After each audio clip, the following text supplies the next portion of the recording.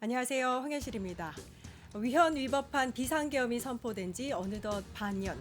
헌정 질서를 뒤흔든 충격은 아직 끝나지 않았고 대한민국은 여전히 큰 혼란 속에 있습니다. 그런 가운데 어제 내란 우두머리 혐의를 받는 윤석열 씨의 4차 공판이 있었죠. 그 법원에서 있었던 장면 하나.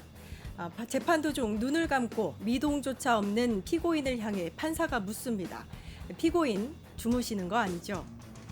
두 번의 호출 끝에야 고개를 끄덕이며 자세를 고쳐 앉는 윤석열 씨.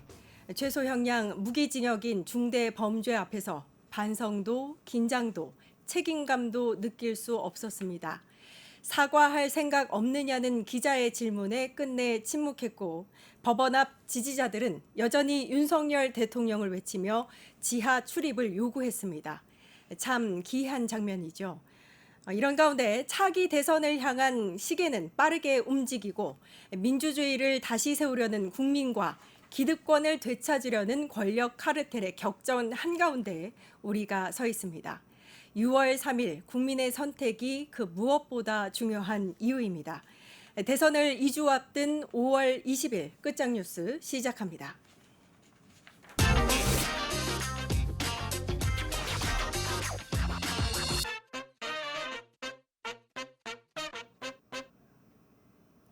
네, 대선을 앞두고 국회의 목소리를 듣는 시간 대선 캠프 라이브 시작하겠습니다. 오늘은 김동아 더불어민주당 의원님 나와 계십니다. 안녕하세요. 반갑습니다. 김동아입니다. 네, 선거 기간에 매우 바쁜 시간들을 보내고 계시죠? 네, 골목골목 다니고 있고 경로당도 찾아뵙고 시민들을 많이 한 표라도 더 득표하려고 많이 만나 뵙고 있습니다. 의원님들 보면 어느 때보다 현장에 계시는 모습을 많이 볼 수 네. 있어요. 네, 이유가 있나요? 저희가 지난 선거를 복귀했을 때 사실은 중앙에서 여의도에서 의원들이 많이 모여서 무슨 전략을 짜고 하는 것보다 정말 지금 어려운 시민들의 목소리를 한 목소리 한 목소리 더 듣고 경청하고 또 거기에 대해서 우리가 이재명 후보에 대해 오해하고 있는 부분을 한 명 한 명 좀 설득해 나가고 이런 식으로 단 한 표라도 더 득표하자는 전략으로 저희가 민생 곳곳에서 저희가 지금 선거 활동을 하고 있다 이렇게 보시면 좋을 것 같습니다. 네, 알겠습니다. 자, 그럼 첫 번째 주제부터 이야기 나눠보겠습니다. 먼저 빅텐트 세웠다가입니다. 네, 근데 이 주제에 앞서서 이 질문을 드리지 않을 수가 없는데 오늘 김용태 국민의힘 비대위원장이 후보 배우자 TV 생중계 토론을 제안했습니다. 배우자의 그 제안을 왜 한 거죠? 네, 배우자가 토론하는 경우는 네. 처음 보는 것 같은데. 저도 역사상 처음 이런 제안을 한 것으로 보이고요. 네. 사실 대통령 선거라는 게 대통령을 뽑는 선거지 배우자를 뽑는 선거가 아닌데 이런 식으로 대통령 선거를 희화화하고 좀 뭐라고 너무 가볍게 대하고 있는 게 아닌가. 지금 비대위원장으로 선임됐다라고 하는데 이런 식으로 막무가내로 던지는 식으로 해서는 이게 과연 제대로 된 우리 국민들이 이 대선을 어떻게 바라볼 것인가라는 걱정이 큽니다. 지금 김건희가 지금 국정을 농단하고 운영했다라고 해서 좀 영부인들끼리 뭐 토론하자는 것은 말도 안 되는 주장이라 생각하고요. 특히 김건희의 국정농단이나 이런 국정 참여에 대해서 제대로 된 사과나 반성도 없었던 국민의힘이 이런 식으로 그 영부인의 토론을 제안한 것을 보면 스스로가 과거에 김건희가 윤석열 뒤에서 국정을 운영했다라는 것을 자인하고 있는 모습이 아닌가 그렇게까지 생각이 듭니다. 네. 대통령의 영부인 신분이 공직자인가요? 공직자가 아닌 거죠. 네. 그게 무슨 의전을 받거나 할 때는 당연히 필요하거나 하는 부분이 있지만 대통령의 영부인이 국정에 관여하거나 우리 대한민국 미래에 대해서 어떤 토론을 할 것이며 어떤 비전을 제시할 것이며 그것이 과연 토론의 주제도 될 수 없는 거지 않습니까? 그렇죠. 이런 상황에서 그런 제안을 했다는 것은 정말 이 국민의힘이 지금 이 중차대한 대통령 선거를 정말 가볍게 보고 있구나. 희화화하려고 하고 있구나. 그 정도로밖에 보이지가 않습니다. 저도 그렇게 생각합니다. 자, 그런가 하면 이재명 민주당 후보가 영호남에 이어서 서울에서도 빅텐트 통합을 강조를 했는데요. 찢어진 각자 빅텐트 말고 진짜 빅텐트 민주당으로 오라 이런 얘기도 했습니다. 맞습니다. 진짜 빅텐트 어떤 의미라고 보세요? 지금 사실은 우리 대한민국에 제대로 된 보수 정당이 없지 않습니까? 국힘당이라는 지금 당은 극우 내란 세력을 대표하는 당으로 전락해 버렸고 네. 그런 상황에서 진정한 이제 우리 대한민국의 보수를 꿈꾸는 보수 정치를 꿈꾸는 분들이 사실은 갈 데가 없습니다. 우리 민주당은 역사적으로 경제 성장을 추구하면서 한편으로는 또 복지 확대를 강조해왔던 정당인데 지금 시기에 와서는 지금 윤석열 정권이 들어선 3년간 경제가 정말 침체하고 민생이 도탄이 이런 상황에서 우리 민주당이 중도 보수 정당의 기치를 들고 있는 상황에서 많은 이제 합리적인 보수 세력까지 껴안을 수 있는 그런 정말 대한민국 헌정 질서를 복원하고 새로운 대한민국을 만드는 길에 자아가 어디 있고 우가 어디 있겠습니까? 네. 그런 분들을 다 합쳐서 가겠다라는 지금 말씀을 이재명 후보님께서 하신 것 같고요. 거기에 연장선상으로 지금 허은하 대표뿐만 아니라 김용남 변호사 그리고 누구 김상우 의원까지 네. 여러분들께서 이제 함께 힘을 합쳐주고 계신 거라고 저희는 생각됩니다.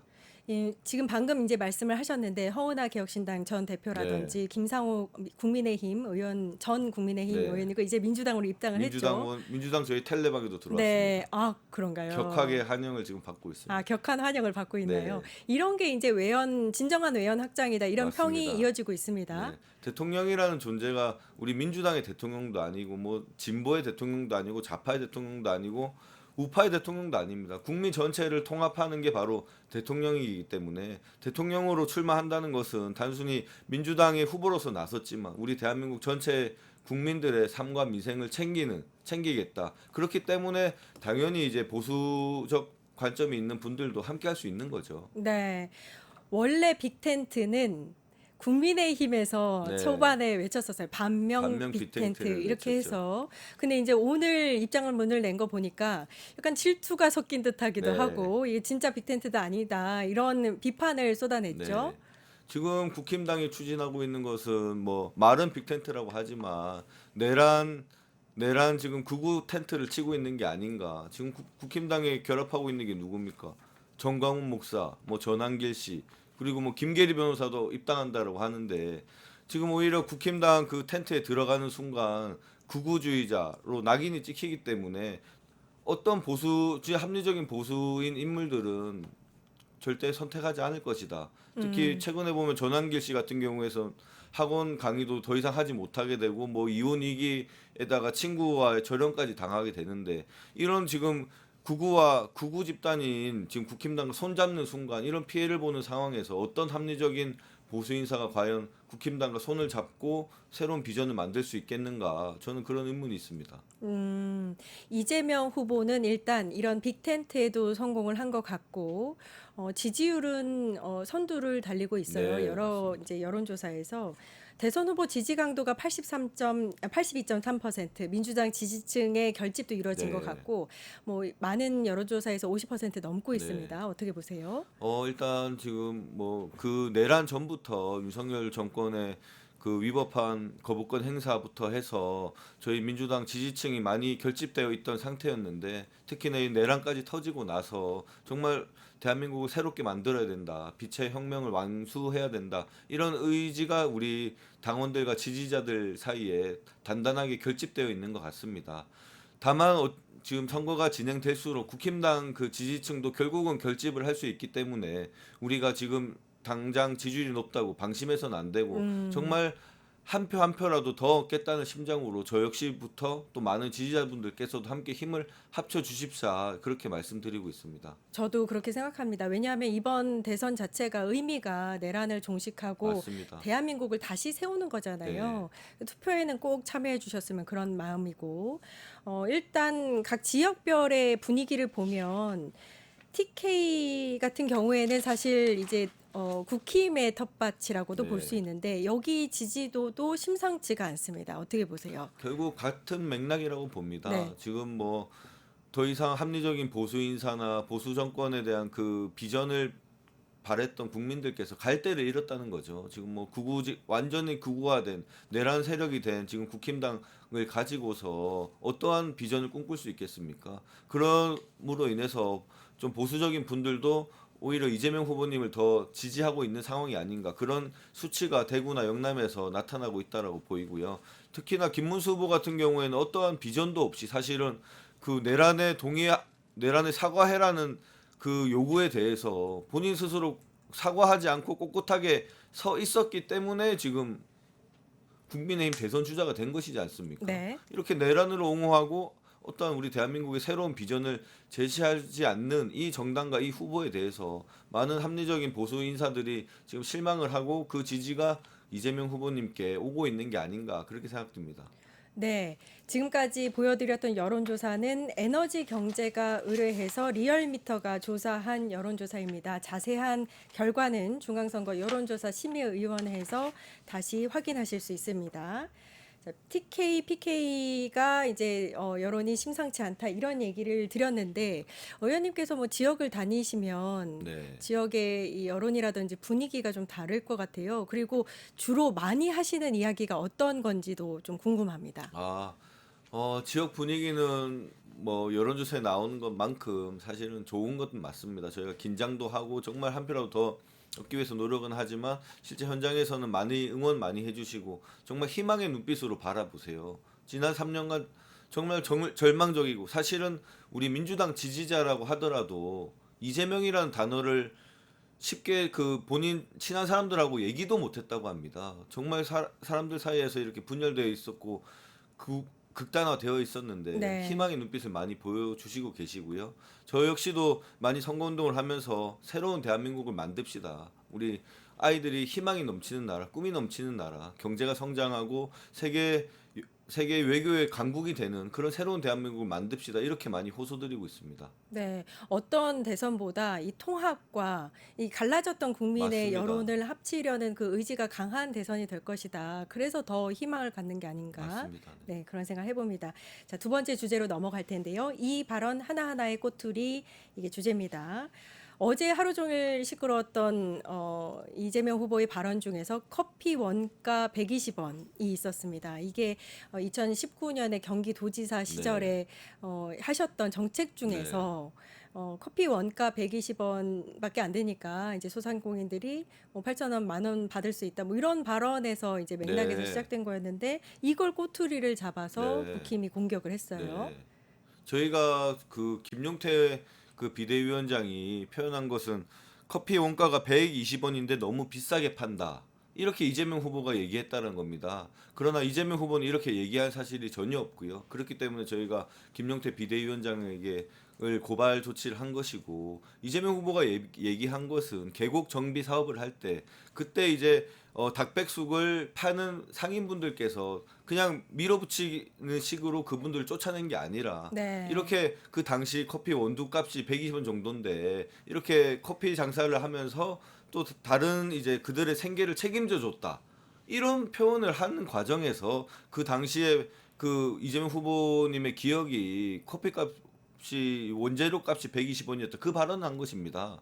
그래서 소상공인들이 커피 장사를 하시는 분들이 이렇게 원가를 싸게 받아서 비싸게 판다. 이런 취지로 말씀하신 게 전혀 아니고요. 네. 계곡 정비하는 과정에서 업종 전환을 이렇게 해드리면서 원만하게 대화와 설득을 통해서 계곡 정비 사업을 진행했다. 네. 이 말씀을 하는 과정에서 한 발언인데 국힘당은 그 단지 120원의 그 말에 꼬투리를 잡고 지금 김용태 비대위원장 같은 경우에는 하지도 않은 너무 비싸게 판다라는 말까지 보태가지고 마치 이재명 후보가 그런 발언을 한 것처럼 했기 때문에 저희가 법적 조치를 한 것입니다.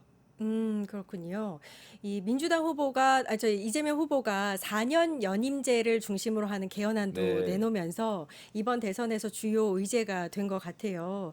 국힘에서 또 이를 두고 장기 네. 집권을 염두에 뒀다, 뭐 푸틴 네. 이야기도 나오고요. 네. 어떻게 보세요? 정말 말도 안 되는 얘기고요. 우리 헌법에는 그 중임이나 연임을 개정했을 때 당시의 대통령에게는 적용하지 않는다라고 못을 박아놨습니다. 그렇죠. 그래서 아무리 헌법 개정을 하더라도 이재명 후보가 장기 집권하거나 민주당이 어떻게 할 수가 없는 것입니다. 이런 헌법에 나와 있는 명확한 규정이 있음에도 불구하고 정말 저는 무식했다라고밖에 생각이 안 듭니다. 어떻게 그 헌법을 뛰어넘어서까지 우리가 헌법 개정을 할 수도 없는 거고요. 이렇게 헌법을 무시하고 내란을 일으켰던 정당이 헌법 규정조차도 모르고 정말 무식한 논평을 발표한 게 아닌가 그런 생각이 듭니다. 그 상대 후보 진영에서 이렇게 묻지마식 비판을 계속해서 맞습니다. 하고 있는데 국민 여러분께서 굉장히 이제 정신을 바짝 차리고 이 주장들을 살펴봐야 할 것 같아요. 사실은 그런 것을 검증해야 될 게 언론이라고 저는 생각이 드는데 일단은 국힘에서 뭐라도 내뱉으면 그것을 그냥 받아적기에 급급하고 그런 것을 그냥 그대로만 보도를 하다 보니까 국힘당의 입장에서도 아무 말이나 그냥 사실은 하고 있는 거고요. 오히려 그런 여과작용이 안 되고 자정작용이 안 되다 보니까 저희 당에서 민주파출소라는 단체를 또 저 운영하면서 정말 팩트 체크도 저희가 직접 하고 있습니다. 참 그렇죠. 이런 좀 언론사에도 호소드리고 싶은 말씀이 이런 잘못된 정보가 유통되지 않도록 좀 책임 있는 보도를 주셨으면 정말 좋겠다는 생각입니다. 지난 일요일에 있었던 첫 번째 대선 토론에서 보면은 이재명 후보를 향한 공세가 모두 다 모아지는 걸 볼 수 있고, 네, 제가 눈길을 끌었던 거는 민주당에서 그 시간대별로 팩트 체크를 내놓더라고요. 맞습니다. 되게 네. 빠르게 대응하는 걸 볼 수 네. 있었는데 어떻게 뭐 미리 이렇게 체계를 준비해 놓으신 건가요? 제 단위 지금 선거 캠프 내 단위는 준비되어 있는 거고요. 그 저희가 워낙 이렇게 가짜 뉴스나 허위 조작 정보가 넘치기 때문에 국힘당은 항상 그런 주장만 해오고 있는 거고요. 그래서 이게 선제적으로 우리가 쳐내지 않으면 이미 확산되고 나서는 그 다음에 해명을 하더라도 그게 잘 반영이 되지 않습니다. 네. 그래서 저희가 수년간 겪어온 바에 따르면 이게 가짜 뉴스가 퍼지기 직전에 우리가 그것을 선제적으로 대응해야지만이 언론사에서도 균형감 있게 이제 보도를 하고 있기 때문에 저희가 순간순간 그 대응할 수 있는 시스템을 딱 구축해 놓은 상태입니다. 그럼 국민 여러분께서도 민주당에서 내놓는 이 팩트 체크를 보면 어떤 게 사실인지를 볼 수 있겠네요. 맞습니다. 네. 알겠습니다. 자, 주제 세 번째로 넘어가겠는데요. 지기현 명백한 증거 떴다입니다. 민주당이 이른바 지기현 판사의 룸사롱 접대 의혹 제기한 바 있죠. 어제는 이제 판사의 사진까지 이제 얼굴까지 박힌 사진이 공개되기도 했는데요. 지기현 부장판사가 일단은 어제 이제 4차 공판에서 윤석열 씨의 4차 공판에서 이 부분을 부인한 바 있는데 일단 사진을 보니까 그 현장에 있었던 건 사실인 것 확실한 같아요. 거죠. 예. 룸살롱에 간 것은 확실한 네. 거죠. 지금 이제 사진이 나오고 있는데 공개된 사진의 그 내부를 보면 지금 지기현 판사 뒤쪽에 있는 벽의 인테리어가 같습니다. 일단 장소는 같은 걸로 보이고 저 장소가 룸사롱이 맞다면 혹시 접대 의혹은 없는지 반드시 살펴봐야 하는 상황인데 일단 오늘부터 공수처에서 조사가 착수됐죠. 네. 사실 판사가 저기 가서 본인 돈을 안 썼다라는 게 합리적인 추론이고요. 그리고 저희가 제보받은 바에 따라서도 제3자가 그 술값 비용을 주대를 냈다라는 제보를 저희가 받았습니다. 네. 그리고 저는 개인적인 경험으로 제가 태평양이라는 로펌에 있었는데 사실은 많은 선배 변호사들이 나가서 이제 판사를 접대하는 것도 하나의 일이었습니다. 그런가요? 네, 거기서 무슨 사고가 터져가지고 뭐 싸움이 났니 이런 사건까지 사실은 있었었고요 예전에. 그 지기현 판사가 아니라 판사가 같은 이제 뭐 연수원에 있었던 뭐 친한 변호사한테 접대를 받고 이런 것은 사실은 흔치 않게 흔하다고 보시면 돼요. 그게 뭐 완전히 공공연하다라고는 할 수는 없지만 저도 변호사를 대형 로펌에 있었고 또 나와서 변호사 생활하면서 본 것은 충분히 접대를 받았을 정황이 높다라고 보면 좋을 것 같습니다. 이제 지기현 판사가 이렇게까지 그 신뢰성이 무너진 상태에서는 더 이상 이 내란 재판을 책임지고 진행할 자격이 없다라고 저는 보고요.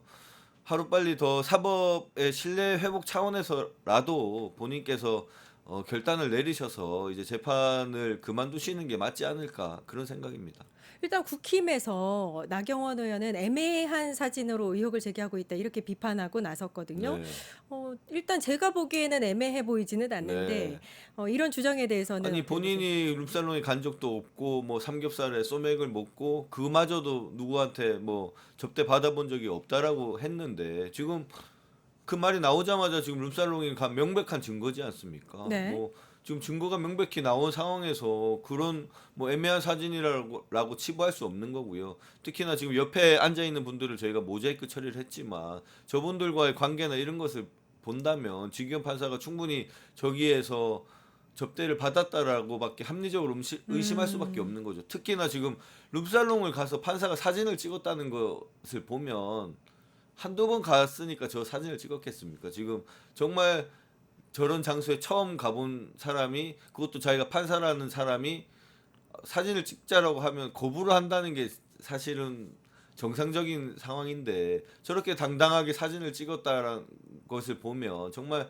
끈끈한 사이에서 저런 장소에 같이 가지 않았을까, 이런 생각이 듭니다. 그러고서 이제 설명을 듣고 사진을 보니까 매우 가까운 관계인 것 같다라는 그렇죠. 느낌이 들기도 네. 하고, 이 두 사람이 판사와 어떤 직무적인 연관성이 있다 이렇게 민주당에선 이야기를 했어요. 맞습니다. 그럼 네. 공수처에 이런 자료들이 다 이제 전달이 되는 건가요? 이게 법률적으로 본다면 이제 김영란법 위반이 네. 될 수가 있는 거고요.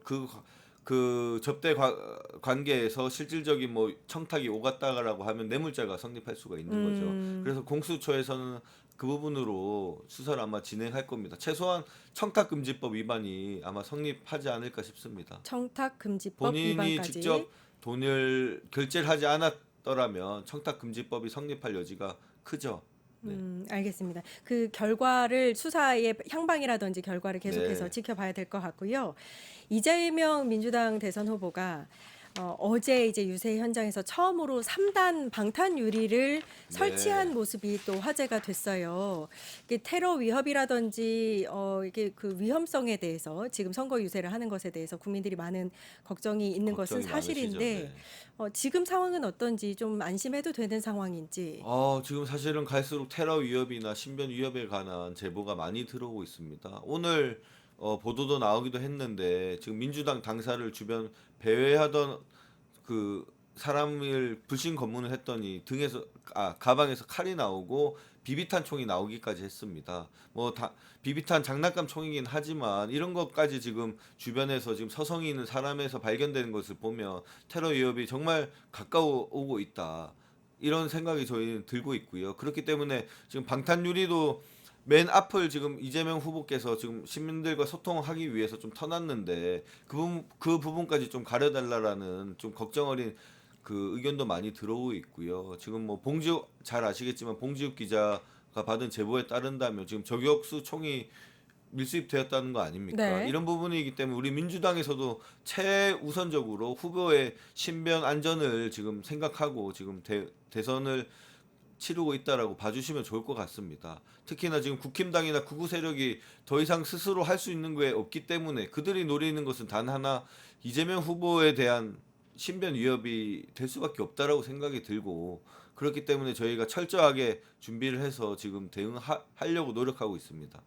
어제 또 화제가 됐던 장면 중에 하나가 이재명 후보가 연단 그 방탄유리 앞으로 나오니까 네, 맞아요. 지지자분들이 뒤로 가시라고 방탄 네. 이렇게 그렇게 말씀하시는 맞습니다. 모습이 네. 또 걱정 많이 인기를 해주시고 끌었어요. 또 풍선을 들고 오셔서 일부러 시야를 가리기 위해서 또 많이 오히려 더 어. 풍선을 들고도 오십니다. 아. 그게 단순히 응원을 위한 게 아니라 대표님을 지키겠다는 우리 지지자분들의 그 마음이 전달되고 있는 게 아닌가 싶습니다. 근데 당을 떠나서 어떤 정치인도 또 일반인도 다 마찬가지고요. 테러 위협 자체가 사실 일어나서는 안 되는 네, 일인데 맞습니다. 이 상황 자체가 좀 안타까운 현실이다 이런 생각이 들고, 일단 마지막으로 또 김동완 의원님께서 민주당에서 가짜 뉴스 대응단 부단장을 맡고 네, 계시다고요. 이거 어떤 일들을 하나요? 가짜뉴스 대응단 부단장이자 법률지원단 단장을 맡고 있고요. 저희가 하고 있는 것은 워낙 지금 저들이 할 수 있는 거 스스로 빚을 내거나 대한민국의 비전을 제시하거나 뭔가 새로운 얘기를 할 수 없는 상황에서 저들이 할 수 있는 것은 오직 네거티브와 이재명 대표 흠집내기, 그리고 가짜뉴스를 퍼뜨려서 사람들을 지금 정보를 혼란시키는 그런 역할에 집중할 수밖에 없다라고 저희가 판단하고 있기 때문에 가짜뉴스 대응단을 구성해서 저들이 지금 살포하는 유언비어나 가짜뉴스를 대응하고, 잘못된 부분은 신고하고, 많이 이제 도가 넘은 부분은 고발 조치까지 진행하고 있습니다. 최근에는 SKT 유심 사태 배후에 이제 민주당과 이재명 후보가 있다라는 그런 말도 안 되는 얘기를 퍼뜨리고 또 그 배후에 중국과 우리가 결탁을 해서 이런 그 부정선거를 위해서 그런 해킹을 했다라는 이런 가짜뉴스가 많이 유포를 시키고 있는데요. 저희가 수사기관과 같이 협조해서 그런 허위 조작 정보가 넘치지 않도록 저희가 잘 대응해 나가기 위해서 노력하고 있습니다. 가짜 뉴스가 결국엔 네거티브로 이어지는 건데 그걸 네. 그대로 또 받으시는 일부 국민들께서는 맞습니다. 그걸 사실로 받아들일 수 아니 있으니까. 이준석 후보만 하더라도 지금 뭐 풍력 발전을 만들겠다라고 활성화하겠다라고 했던 이게 뭐 중국이 을 위해서 지금 하는 게 아니냐 이런 취지로 지금 TV 토론에 토론에서 나와서 버젓이 질문하지 않습니까? 네. 이런 것을 보면 정말 이 가짜 뉴스를 퍼뜨리는 세력이 단순히 몇몇 소수가 아니라 이준석과 이런 극우 세력들이 결집해서 지금 전방위적으로 지금 퍼뜨리고 있다. 태양광을 발전시켜서 재생에너지를 확대하자는 게 그게 무슨 중국 산업을 육성하기 위한 것과 아무런 상관이 없지 않습니까? 예. 근데 그런 것을 다 연결시켜서 이준석 같은 인물들이 지금 일베와 결합해서 지금 가짜뉴스를 퍼뜨리고 있는 게 아닌가 싶습니다. 예, 여기까지 이야기 들어보고요. 지금까지 대선 캠프 라이브 김동하 더불어민주당 의원과 이야기 나눠봤습니다. 감사합니다. 네, 감사합니다. 뉴스토마토 대선 특집 내란 끝장쇼.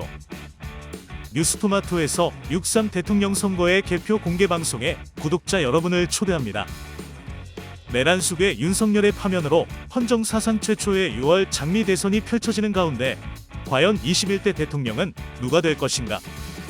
역사적인 순간에 뉴스토마토의 알찬 뉴스 콘텐츠와 풍성한 즐길거리를 모두 모아 준비했습니다. 6월 3일 오후 6시 이 토마토 빌딩 지하 1층 토마토홀에서 펼쳐지는 역사적인 순간. 뉴스토마토 대선 특집 내란 끝장쇼. 여러분의 많은 관심과 참여 바랍니다.